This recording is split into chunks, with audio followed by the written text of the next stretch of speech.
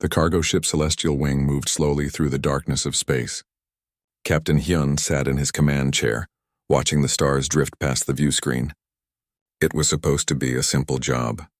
Pick up medical supplies from the depot, deliver them to the colony on Taros 9, get paid, go home. He had been doing these runs for 5 years now. Ever since humanity joined the Galactic Coalition, trade routes opened up across dozens of star systems. Humans were still the new guys in the galaxy, and most alien species looked down on them. They called humans too emotional, too aggressive, too unpredictable. But human merchants were reliable, and that counted for something. Hyun's crew was small, just 5 people total. His second in command was a quiet woman named Yoonji, who barely spoke unless something was wrong. Minji handled all communications, her station covered in blinking lights and floating screens. The other 2 crew members were down in engineering, making sure the old engines kept running. "Captain, we're approaching the neutral zone," Minji announced. Her fingers danced across her controls, checking frequencies and updating their flight plan. "Everything looks clear." "Good, let's keep it that way." Hyun leaned back and closed his eyes for a moment. The neutral zones were supposed to be safe. Coalition law protected these corridors. No military operations, no fighting, no trouble. Every species had agreed to the rules, but rules only worked when everyone followed them. The alarm shattered the quiet. Loud and piercing, it filled the small bridge with noise. Hyun's eyes snapped open. Hyunji was already at her station, her hands moving fast across the controls. "3 ships just decloaked dead ahead," she said, her voice tight. "They're Krell." Hyun felt his stomach drop. The Krell Empire. Insect warriors who conquered worlds and enslaved populations. They had been raiding coalition supply lines for months, ignoring all treaties and agreements. And now 3 of their warships were blocking the Celestial Wing's path. "Try to hail them," Hyun ordered, but he already knew it was pointless. Minji opened all channels, sending out standard greetings in a dozen languages. Nothing came back except static. The Krell ships moved closer, their weapon systems powering up. The sensors showed energy spikes that could only mean one thing. "They're targeting us," Yoonji said quietly. Hyun made his decision in seconds. "All hands, this is the captain. Get to the escape pods, now." He turned to Minji. "Send out a distress call. All coalition frequencies. Tell them we're under attack and transmit our coordinates." "On it, Captain." Minji's hands flew across her console, typing faster than Hyun had ever seen. The ship shook as the first shot hit their shields. The lights flickered. Another alarm started screaming. "Shields at 40%, Yoonji reported. She was already moving toward the escape pod bay. "Captain, we need to go." "Send the message first," Hyun snapped at Minji. "Sending now." Minji hit the final command, and the distress signal shot out into space on every emergency frequency the coalition used. Her fingers were shaking. In her panic, she also activated one more frequency, an old one that wasn't supposed to be active anymore. She didn't even notice her mistake. "Message sent. Let's go." The ship rocked violently. Sparks exploded from a control panel. The main lights went out, replaced by dim red emergency lighting. Hyun could hear metal groaning around them as the hull took damage. They ran through the corridors, their boots clanging on metal floors. Behind them, they could hear systems failing, power conduits exploding. The escape pod bay was at the end of the corridor. Yoonji reached it first and started hitting the access controls. Another explosion. This one was close. Hyun was thrown against the wall, his shoulder hitting hard. Pain shot through his arm, but he kept moving. He could see the other crew members already climbing into pods. Minji was right behind him. "Get in!" he yelled. "What about you?" Minji asked, even though she was already climbing through the hatch. "I'll take the last one." "Go!" The pods launched one by one, small bursts of thrust carrying them away from the dying ship. Hyun pulled himself into the final pod and slammed his hand on the launch button. The acceleration pressed him back into the seat as the pod shot away from the Celestial Wing. Through the small window, he watched his ship die. The Krell destroyers were ripping it apart with precision fire. Then one of them turned, its weapons tracking the escape pods. Hyun felt cold fear wash over him. They were going to kill the survivors. No witnesses, no mercy. This was how it ended, he thought, floating in a tiny pod, watching death come for him. Far away on the other side of the star system, a military listening post orbited the moon Ganymede. The station was small, just a dozen people monitoring old frequencies that nobody used anymore. It was boring duty, Nothing ever happened until today. Sir, I'm picking up something, a young technician said. She adjusted her headset, listening carefully. It's a distress call. Human vessel under attack by Krell forces. The officer in charge, a man named Taeyang, frowned. That should have gone to Coalition Command. Why are we receiving it? I don't know, sir. But the coordinates are only 2 hours away. Taeyang stared at the screen showing the incoming message. Coalition protocols were clear. They should forward this to the proper authorities and wait for orders. That would take hours, maybe days. And by then, everyone on that ship would be dead. He made his choice. Relay this to Admiral Doyen on the Indomitable. Priority 1. Tell him we have humans under attack and requesting immediate assistance. The message reached the battle group in minutes. Admiral Doyen stood on the bridge of his flagship, a massive carrier called the Indomitable. It was 2 kilometers of armor, weapons, and human engineering. The Coalition called it excessively militarized. Doyen called it necessary. Sir, distress call from a cargo vessel, Lieutenant Borum reported from the tactical station. Krell attackers. They're in the Andak sector. Doyen studied the holographic display floating above the command center. 3 Krell ships, 1 unarmed freighter, and escape pods that the Krell were probably hunting right now. He had lost family to Krell raids 3 years ago. His sister and her 2 children killed when raiders destroyed a civilian transport. How long to reach them? He asked. 2 hours at maximum burn, sir. Do we have authorization? No, sir. Coalition protocols require...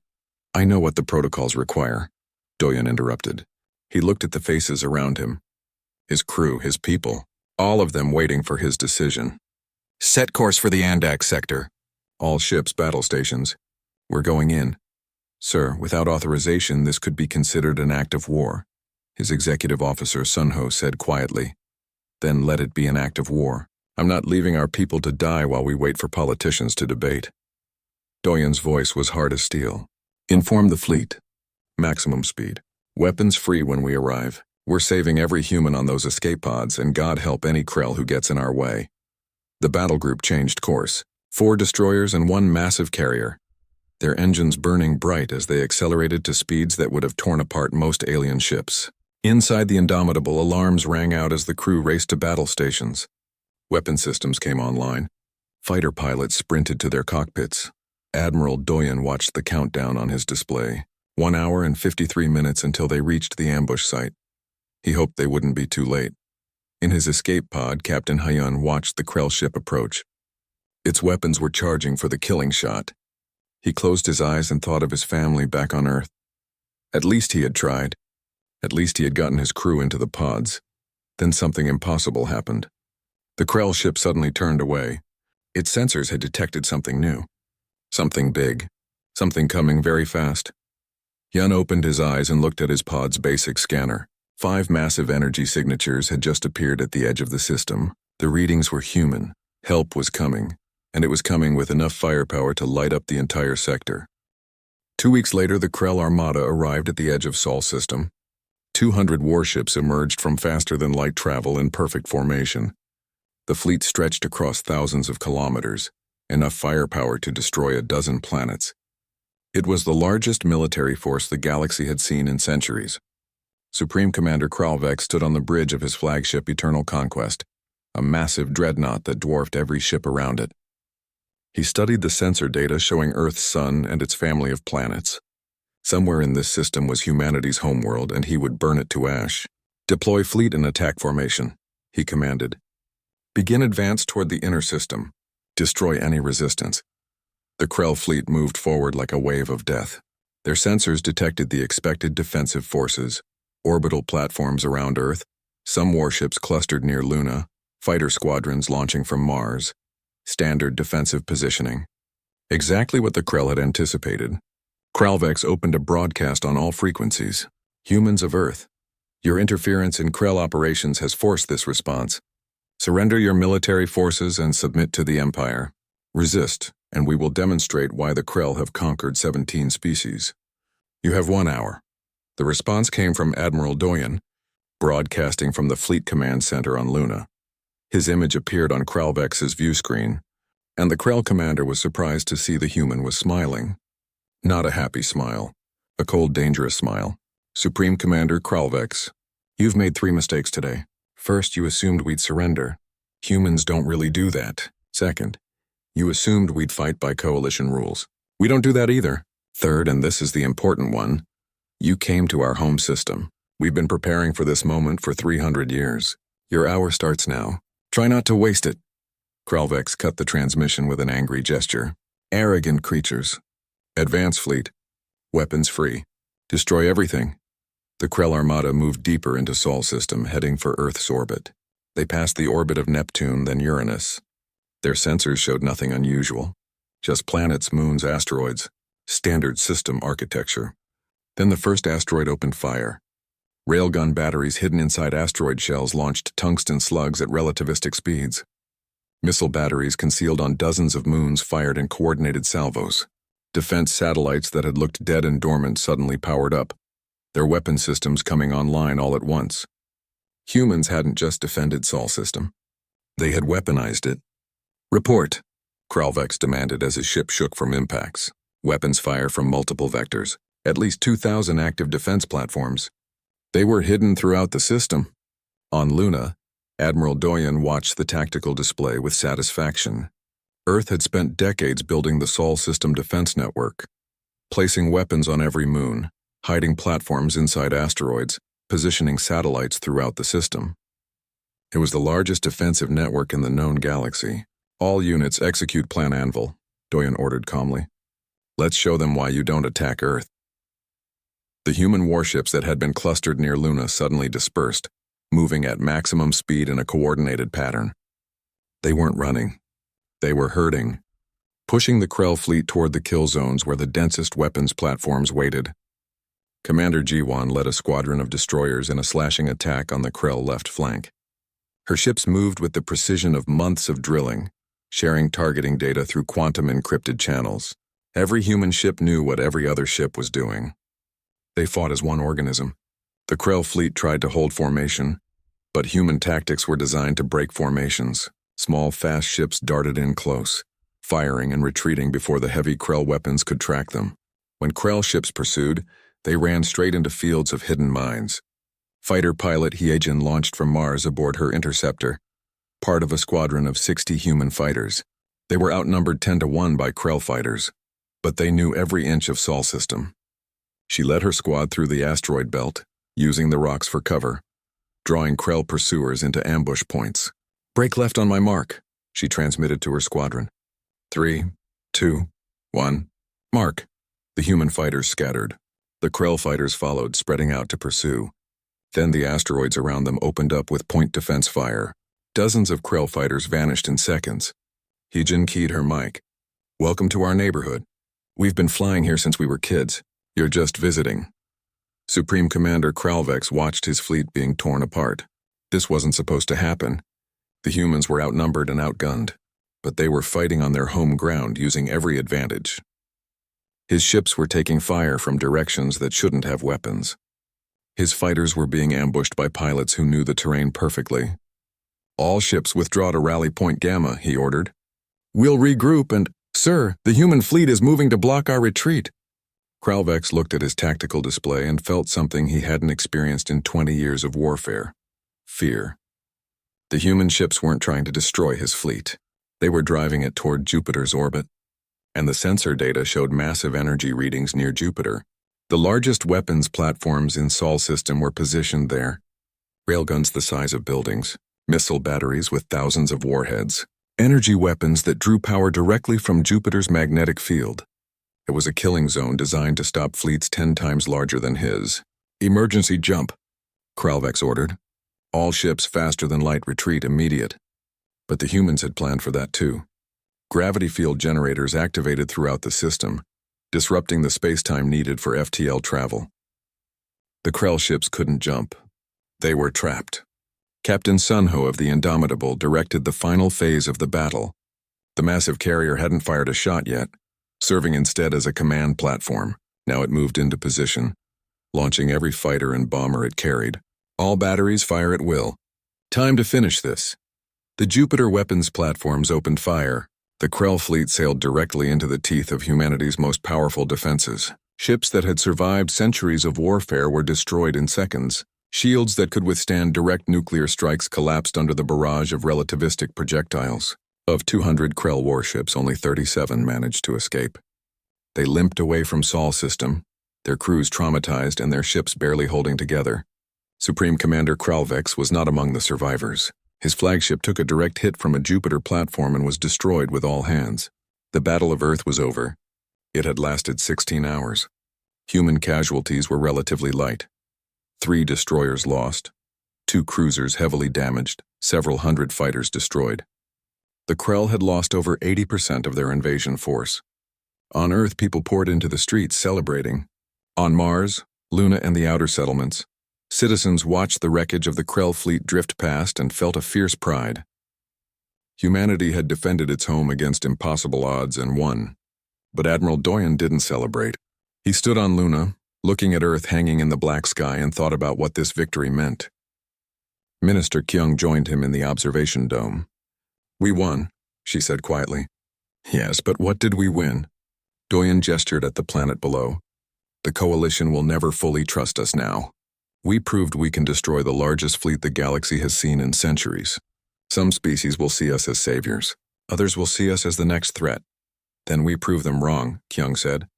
"We show them that Earth's strength comes from protecting others, not conquering them."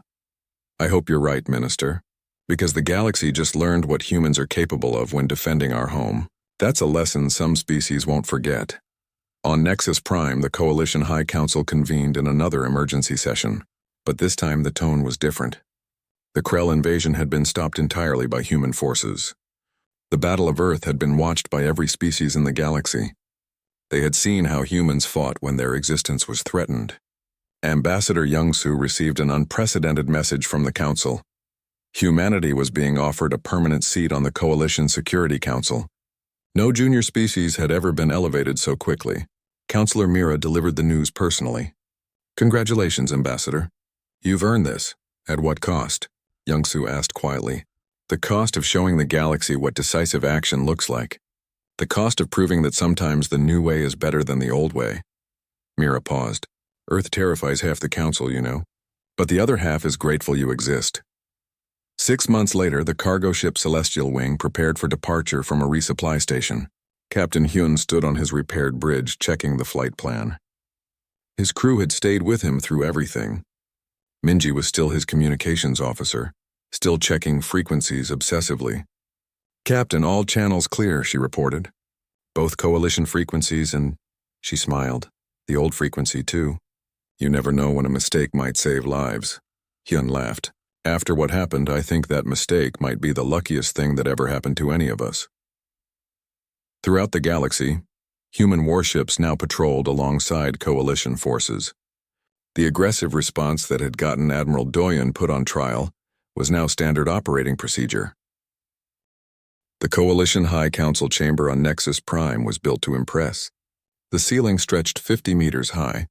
Delegates from 17 species sat in curved rows, each position marked with their world symbol. Holographic displays floated everywhere, showing translations and data in dozens of languages. Admiral Doyen stood in the center of it all, feeling very small and very human. He wore his dress uniform, the one with all the medals he never wanted. Behind him, Ambassador Youngsu sat quietly, ready to provide diplomatic support. But they both knew this wasn't about diplomacy anymore.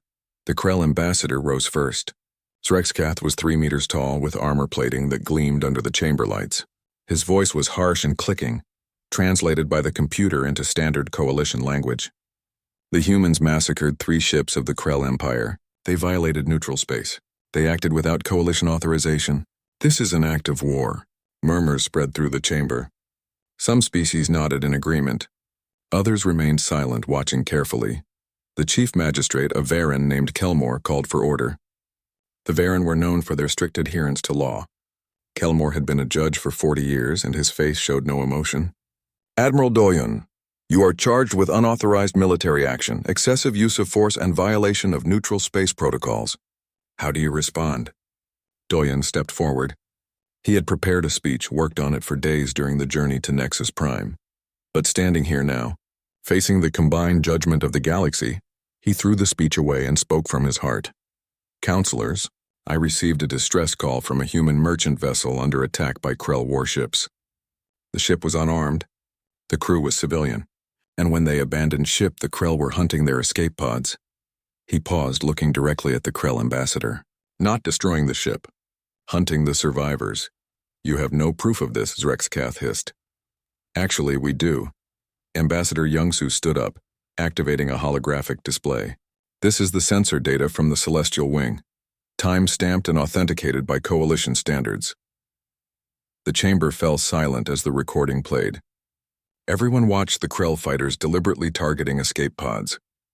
They heard Captain Hyun's final transmission before he abandoned ship. They're killing the pods. Someone please help. The recording ended. For a long moment no one spoke. Then a delegate from the Talri stood up.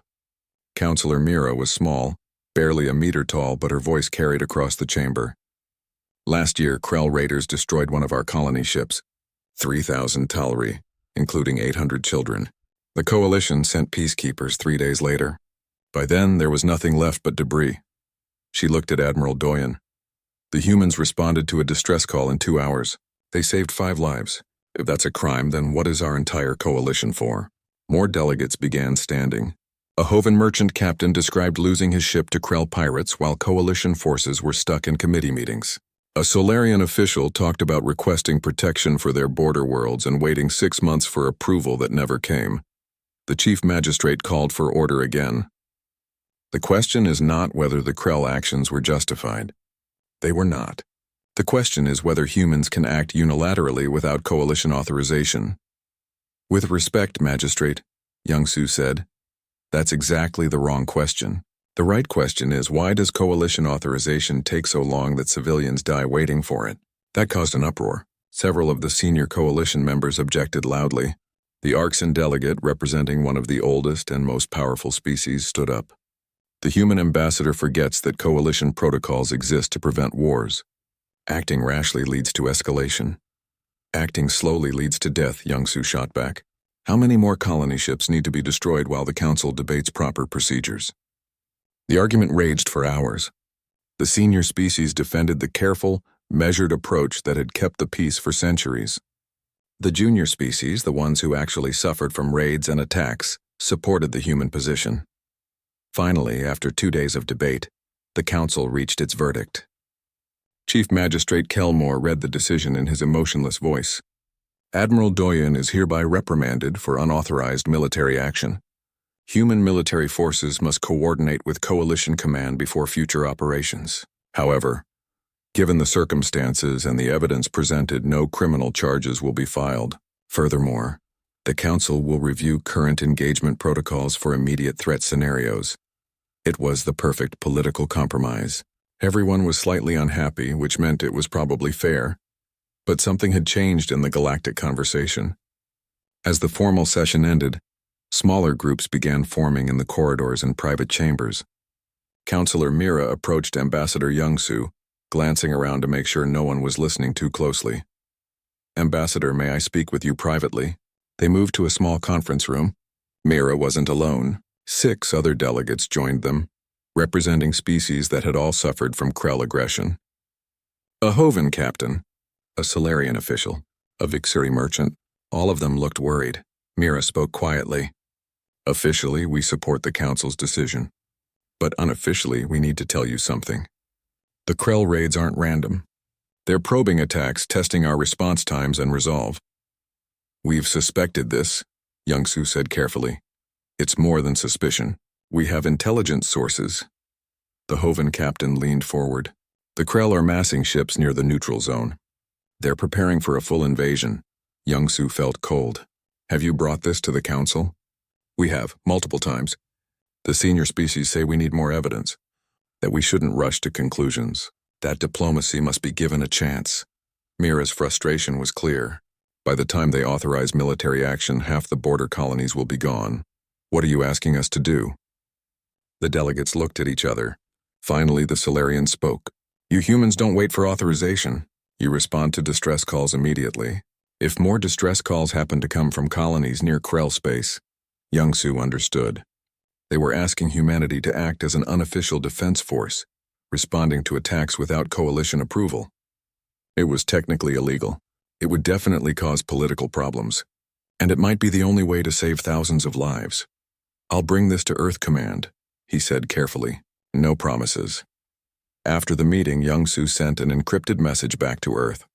Defense Minister Kyung received it in her office in Geneva. She read it 3 times, then called an emergency meeting with the military chiefs. Admiral Doyen, who had remained on Nexus Prime for the tribunal, joined via hologram. Minister, what they're asking is dangerous. If we become the unofficial military force for coalition border defense, we're putting ourselves directly in the Krell's path. I know, Kyung said, but what's the alternative? We stand by while colonies burn?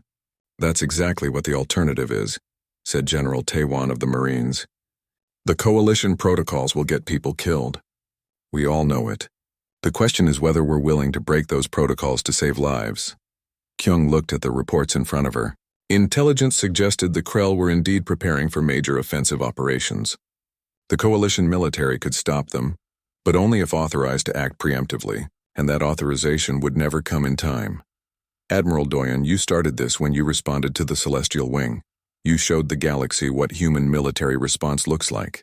Now they're asking for more of the same. Doyen nodded slowly. Yes, ma'am. And I'd do it again. But we need to understand the consequences. If we become the coalition's unofficial defenders, we're essentially declaring ourselves the galaxy's police force. Some species will love us. Others will fear us. And the Krell will definitely target us. Let them target us, Taewon said. We're humans. We've been fighting wars since we learned to throw rocks. At least this time we're fighting for something that matters. Kyung made her decision. Begin quiet preparations. Position our ships near the border zones. If distress calls come in, we respond immediately. No authorization needed. We'll call it humanitarian assistance for the politicians. But everyone in this room knows what it really is. We're going to war, Doyen said. We're preventing a war, Kyung corrected, by making sure the Krell know that attacking coalition worlds means fighting humans. And after what happened in the Andax sector, maybe they'll think twice. The message went out through encrypted military channels. Human warships across coalition space began repositioning quietly. Captains received new orders. Respond to any distress calls immediately, regardless of origin. Use whatever force necessary to protect civilian populations. The galaxy was about to learn that humanity's response in the Andax sector wasn't an exception. It was the new standard. On the Krell homeworld, the War Council analyzed the tribunal results. The humans had been slapped on the wrist but faced no real consequences. More importantly, the humans had shown they would act unilaterally when they felt justified. This changes our timeline, one general said. If the humans are willing to interfere, we need to strike before they can position more forces. Agreed, said the Supreme Commander. Accelerate the invasion schedule. We'll hit 6 systems simultaneously. The Krell commander Thexvor stood on the bridge of his destroyer Fang of Empire, watching the pathetic human escape pods drift through space. This had been an easy victory. The cargo ship was destroyed. The crew was helpless. A few more minutes and there would be no witnesses left. His tactical officer suddenly spoke up, mandibles clicking in alarm. Commander, detecting multiple energy signatures at sector edge, classification, human military vessels. Thexvor turned to his displays. 5 ships, but that wasn't what worried him. What worried him was their speed. They were moving at velocities that should rip their hulls apart. No species in the galaxy pushed their engines that hard. No one could survive those acceleration forces except, apparently, humans. Time to contact? Thexvor demanded. 7 minutes, Commander. 7 minutes. Thexvor considered his options. 3 Krell destroyers against 5 human ships. The odds were acceptable. Humans were new to space warfare. They would fight by coalition rules with warning shots and opportunities to surrender, standard procedure. He had no idea how wrong he was. The human fleet dropped out of faster-than-light travel with precision that shocked the Krell sensors. The massive carrier Indomitable appeared directly between the Krell ships and their escape vector. The 4 destroyers spread out in attack formation, moving with coordination that spoke of countless hours of training. Admiral Doyen stood on his bridge, hands clasped behind his back. His face was calm, but his eyes were cold as ice. Lieutenant Borum read off the tactical situation in a steady voice. 3 hostile vessels, Krell configuration. Medium destroyers. They're targeting the escape pods, sir. Weapons status? Twin asked quietly. All batteries ready. Missile tubes loaded. Point defense online.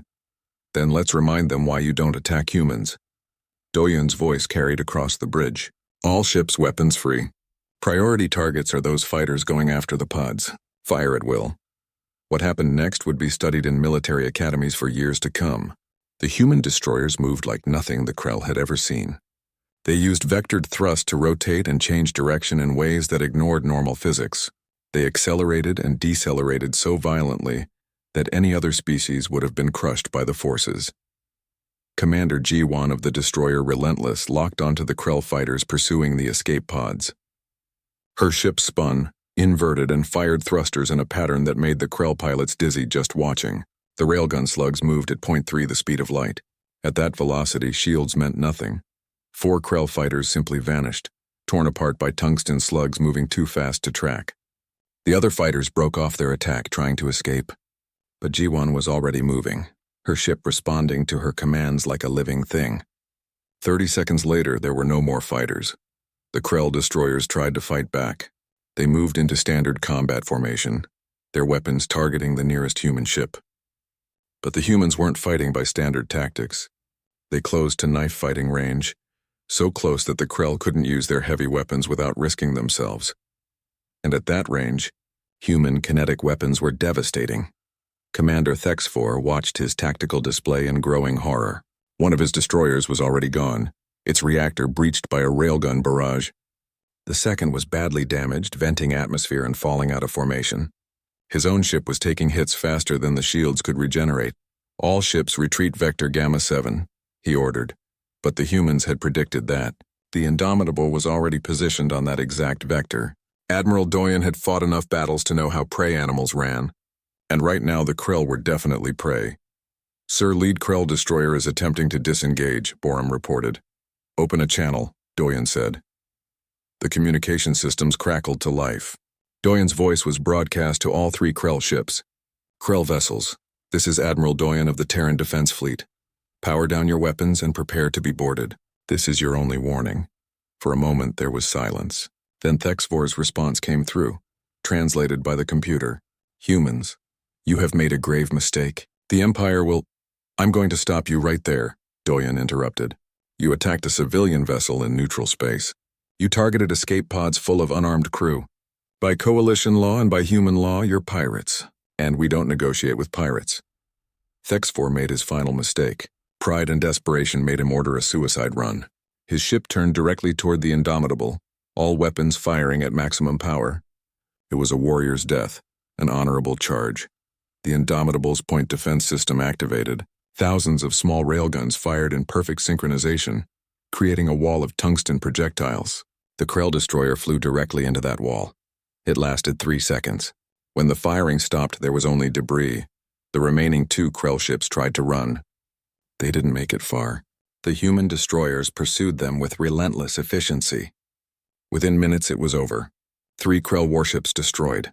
The human fleet had minor shield damage and some scorched armor plating. Nothing serious. Cease fire, Doyen ordered.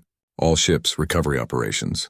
Get those escape pods aboard. Medical teams stand ready. The escape pods were brought into the Indomitable's hangar bay one by one. Captain Hyun climbed out of his pod on shaking legs. He couldn't quite believe he was alive. Around him, his crew was being checked by medical personnel. Everyone had survived. A tall man in a military uniform approached. His hair was gray at the temples, and his eyes held the look of someone who had seen too much combat. Captain Hyun, I presume. I'm Admiral Doyen. Welcome aboard. Hyun tried to salute, but his arm was still sore from being thrown against the wall. Admiral, Thank you. You saved our lives, and that's what we do. Doyen's expression softened slightly. Your crew will be taken care of. We'll make sure you get to Taros 9 safely. I heard the battle. How did you get here so fast? The Coalition response time is usually— We didn't wait for the Coalition, Doyen said simply. We received your distress call and we responded. That's all that matters, but it wasn't all that mattered. Even as the crew of the Celestial Wing was being treated, reports of the battle were spreading across the galaxy. Automated sensors had recorded everything. The speed of the human response, the brutality of their tactics, the complete destruction of 3 Krell warships in 7 minutes. On the Krell homeworld, The War Council convened an emergency session. The recordings showed human ships moving in ways that should kill their crews, fighting at ranges that were suicidal, accepting damage that any other species would consider crippling. One of the generals studied the battle footage carefully. These humans fight like we do, aggressive, brutal, no mercy. But they are small in number, another countered. Only 40 or 50 warships in their entire fleet. Then we strike before they can build more, before they become a real threat. On the Coalition capital world of Nexus Prime, the High Council received the battle reports with shock and alarm. The Krell ambassador was already demanding an emergency session. The humans had acted without authorization. They had used excessive force. They had violated neutral space protocols. But quietly, in private conversations, other species began talking. The Talri, whose colony ships had been destroyed by Krell raiders. The Hoven, who had lost dozens of merchant vessels. The Solarians, who had been begging for Coalition protection for years. Maybe, they whispered, the humans had the right idea. Maybe careful diplomacy wasn't working anymore. Maybe what the galaxy needed was someone willing to actually fight back. Admiral Doyen stood alone on the observation deck of the Indomitable, watching the stars. Captain Sunho joined him quietly. Sir, Coalition Command is requesting your presence on Nexus Prime. They want to discuss what happened here. I bet they do. Doyen didn't turn away from the viewport. I violated about 15 different protocols today. You saved 5 lives, and possibly started a war. Doyen finally looked at his executive officer. The Krell won't forget this. The Coalition won't forgive it. And Earth is going to have to deal with the consequences. Would you do it differently, sir? If you could go back?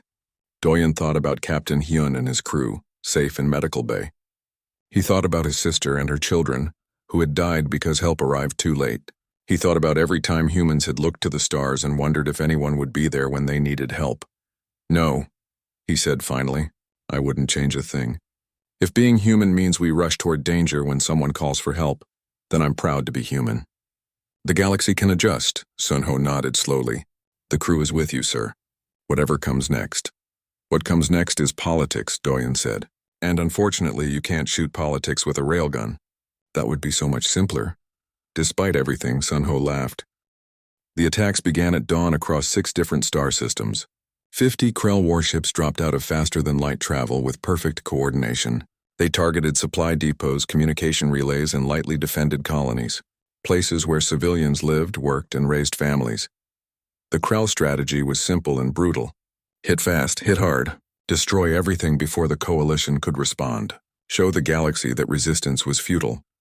On Taros 9, the same colony that the Celestial Wing had been trying to reach, alarms woke 20,000 colonists. 2 Krell cruisers were in orbit, their weapons already firing on the settlement's shields. The governor sent out a desperate distress call on all Coalition frequencies. Then she sent another one on the frequency that the Celestial Wing had accidentally used months ago, the one that reached human listening posts directly. Admiral Doyen received the alert aboard the Indomitable, now stationed near the border zone. Lieutenant Borum brought up the tactical display showing all 6 attacks happening simultaneously. Sir, it's the invasion everyone predicted. 50 confirmed Krell ships. Multiple civilian targets, Doyen studied the map. His fleet had 17 warships spread across Coalition space, positioned near potential targets. Not nearly enough to defend everywhere, but maybe enough to make a difference. Send to all human vessels weapons free. Engage any Krell forces threatening civilian populations. Authorization code Guardian Angel. Sir, we still don't have Coalition approval for military action, Captain Sunho said quietly. Then I'll add that to my list of violations. Doyen's voice was hard. How long until Coalition Command authorizes a response? Best estimate? 12 hours, sir. In 12 hours, those colonies will be smoking craters. We move now. He pointed at the display. The Indomitable and 3 destroyers will hit Taros 9. It's the closest. Dispatch remaining ships to the other systems. Tell them to buy time until Coalition forces can arrive. The orders flashed across the human fleet. 17 warships changed course, burning their engines hot as they raced toward 6 different battles. Captain Ji-hoon of the destroyer Righteous Fury reached Taros 9 first. His ship dropped out of FTL inside the planet's gravity well. a maneuver so dangerous that only human ships attempted it. The two Krell cruisers were still bombarding the colony's shields, which were failing fast. Jihoon didn't bother with warnings or negotiations. His ship opened fire immediately, railguns spitting tungsten death at relativistic speeds. The Krell cruisers turned to face this new threat, their weapons tracking the human destroyer. Shields at 60% and dropping, his tactical officer reported. "Sir, we can't take both of them alone. We don't have to take them. We just have to stop them from killing civilians." Jihoon pushed his ship harder, accepting hits that would make any other captain retreat. His only goal was to buy time, keep the Krell focused on him instead of the colony below. The Righteous Fury took a direct hit to the port side. Armor plating vaporized, systems failed. But Jihoon held his position, his ship pouring fire into the nearest Krell cruiser. "Damage report!" Port weapons offline, shield generators at 20%. Hull breaches on decks 4 and 5. "Can we still shoot?" "Yes, sir." Then we keep shooting.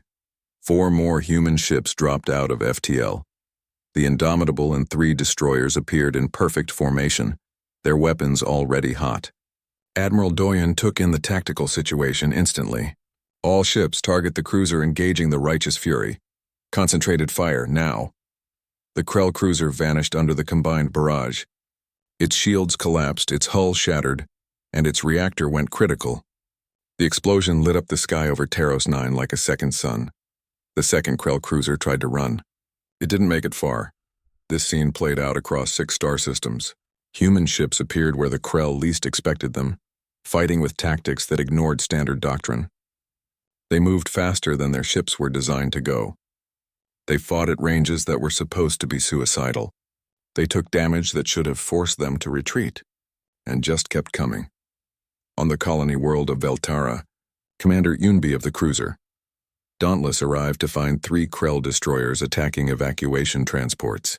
Her ship was already damaged from a previous engagement, shields at 15%, weapons systems partially offline. She saw a Krell dreadnought moving to intercept a transport carrying 10,000 civilians. Without hesitation, she ordered ramming speed. "Ma'am, we'll be destroyed," her executive officer protested. "Then we die saving 10,000 people. Sounds like a good trade to me." Yunbi's hands were steady on the controls. "All hands, brace for impact. It's been an honor serving with you." The Dauntless accelerated directly at the Krell dreadnought, every remaining engine burning at maximum power. The Krell ship's weapons fired, tearing into the human cruiser's hull. But Yunbi didn't waver. Her ship kept coming, a missile made of steel and determination. At the last second, the Krell dreadnought broke off its attack on the transport. It turned to face the Dauntless, trying to destroy the human ship before it could ram. The 2 vessels passed within meters of each other, so close that their shields actually touched. The Dauntless survived. Barely. But the transport escaped. 10,000 civilians lived because one human commander was willing to die. Back on the Krell flagship Eternal Conquest, Fleet Commander Vex Thorin watched the battles unfold with growing alarm. His forces were supposed to overwhelm the lightly defended colonies before anyone could respond. Instead, human warships were appearing everywhere, fighting with insane aggression. He sent a priority message back to the War Council. "The humans are not fighting like coalition forces. They don't retreat. They don't negotiate. They sacrifice themselves to save others. We're taking unacceptable casualties. Request immediate reinforcements," but the War Council had a bigger problem. 7 coalition species, watching humans defend their border worlds, had begun mobilizing their own military forces. The Tal'ri, the Hovan, the Solarians, all of them were sending ships to join the defense. Earth's actions had broken the political paralysis that had protected the Krell for so long. On Nexus Prime, the Coalition High Council convened an emergency session. The senior species were furious. The humans had acted without authorization again. This was exactly the kind of unilateral action that coalition protocols were designed to prevent. But the junior species were speaking up now, louder than before. Counselor Mira stood at the podium, her voice carrying across the chamber. "The humans saved my colony world. They arrived in 2 hours. The coalition peacekeepers arrived in 8. If we had waited for proper authorization, my people would be dead. All of them." Ambassador Youngsu addressed the council. "We're not trying to undermine coalition authority. We're trying to save lives while you debate procedures. If that's a crime, then charge us. But understand that every hour you spend on tribunals is an hour the Krell spend killing civilians. The Arxan delegate stood, his ancient face showing rare emotion. You ask us to accept that humanity knows better than centuries of coalition law? That your judgment is superior to our collective wisdom? No, Youngsu said quietly. We're asking you to accept that sometimes action is better than debate. That sometimes saving lives matters more than following procedures perfectly. We're not claiming to be better than you. We're just claiming to be faster. The council couldn't reach a decision. The senior species wanted to condemn the human actions. The junior species wanted to thank them. So they did what politicians always do when faced with hard choices. They formed a committee to study the issue. Meanwhile, the battles continued. Human ships fought across 6 systems, buying time for coalition forces to mobilize. They took casualties. The destroyer Swift Justice was destroyed defending a mining station.